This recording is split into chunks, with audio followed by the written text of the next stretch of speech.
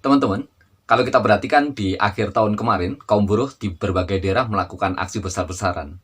Dan aksi ini tidak hanya terjadi di satu dua tempat, tapi juga terjadi di berbagai daerah, terjadi di banyak tempat, terjadi bahkan di berbagai provinsi. Kaum buruh terus bersuara, kaum buruh terus menuntut, kaum buruh terus mendesak agar kenaikan upah benar-benar layak.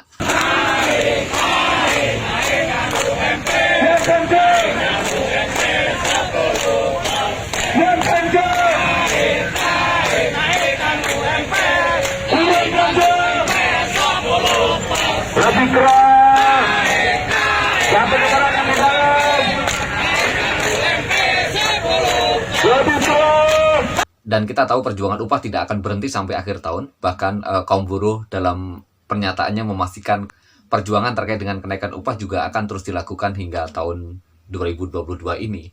Dan oleh karena itu, penting bagi kita untuk memahami apa sesungguhnya yang menjadi filosofi terkait dengan perjuangan upah yang dilakukan oleh kaum buruh.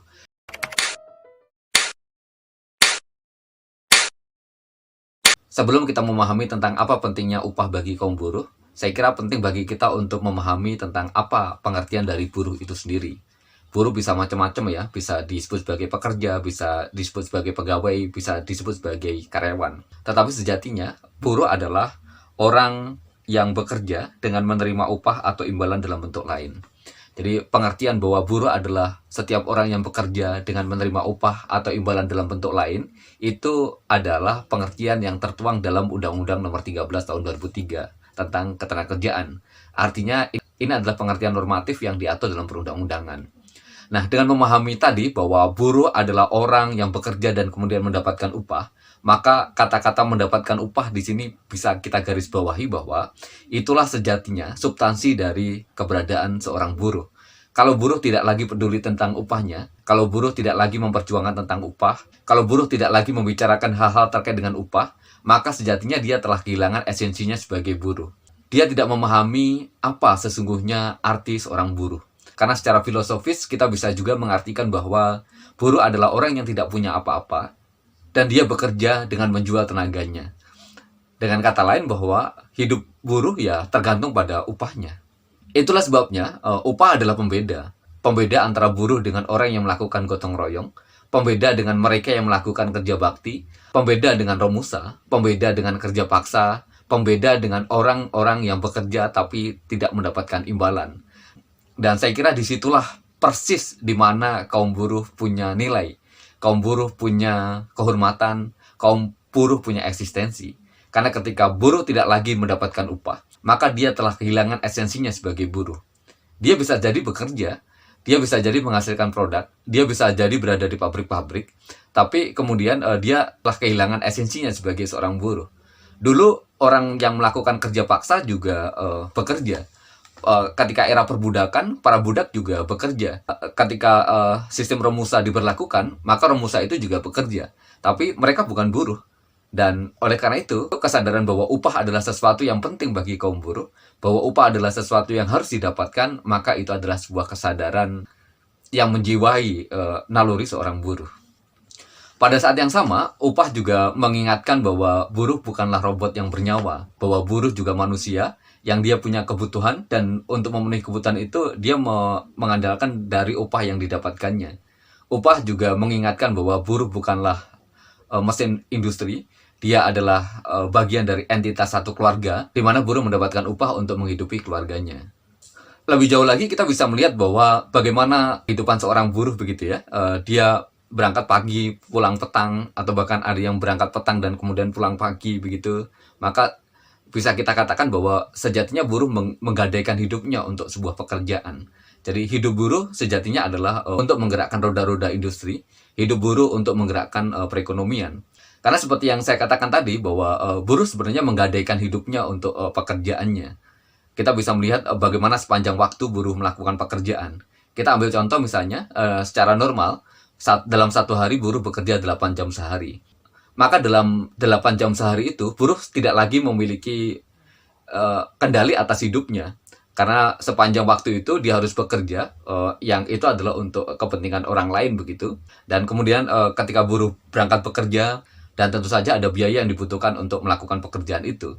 Misalnya untuk makan sehari-hari, kemudian untuk tempat tinggal, kebutuhan akan sandang, dan bukan hanya bagi si buruh itu sendiri, tapi juga bagi keluarganya.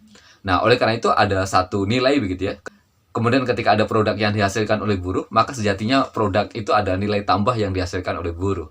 Karena sentuhan tangan buruh lah, karena pikiran dari kaum buruh lah, karena kerja dari kaum buruh lah, kemudian sebuah barang bisa punya nilai tambah. Dan oleh karena itu, wajar kalau kemudian kaum buruh memastikan agar upah yang diterima itu bisa memenuhi kebutuhan hidupnya. Karena seperti yang tadi disampaikan bahwa buruh telah menggadaikan hidupnya untuk pekerjaan yang dia lakukan. Ketika kemudian upah yang diterima oleh kaum buruh tidak memenuhi kebutuhan hidupnya, maka buruh nombok begitu ya, tenaga yang dia keluarkan, energi yang dia keluarkan, bahkan biaya yang dia keluarkan untuk melakukan pekerjaannya itu tidak sebanding dengan apa yang dia dapatkan. Kalau kita mengatakan bahwa perusahaan punya modal, maka hal yang sama juga bisa dikatakan bahwa buruh juga punya modal. Karena untuk berangkat bekerja, buruh harus makan terlebih dahulu begitu supaya dia punya energi. Dia harus membeli pakaian supaya dia bisa berangkat bekerja dengan layak begitu. Karena nggak mungkin buruh bekerja dengan telanjang. Bahkan dia berangkat ke tempat kerjanya harus membutuhkan transportasi begitu ya, biaya transportasi. Tentu saja tidak cukup sampai di situ, karena buruh juga butuh tempat tinggal supaya dia bisa beristirahat dengan nyaman begitu bersama keluarganya. Karena kalau dia tidak punya tempat tinggal, maka dia tidak akan bisa fokus untuk memikirkan pekerjaannya. Dan kemudian ketika dia berangkat kerja, maka ada keluarga yang dia tinggal di rumah, dan itu menjadi tanggung jawab si buruh itu untuk memenuhi apa yang menjadi kebutuhan dari keluarganya. Itu sejatinya adalah modal yang dikeluarkan oleh kaum buruh.